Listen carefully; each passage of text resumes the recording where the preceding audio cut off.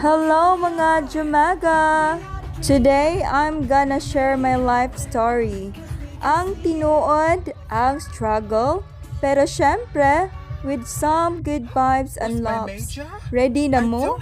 Let's go! I have a degree.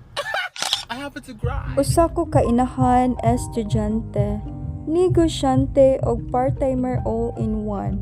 Kung naay award para sa pinaka-busy, daog na ko. Grabe ang kaagi sa una no, pero laban ra gihapon kay walay gasugo. Kani na linya mao gini akong motivation kada adlaw no. Kanong magkapoy-kapoy man ko nga wa may gasugo.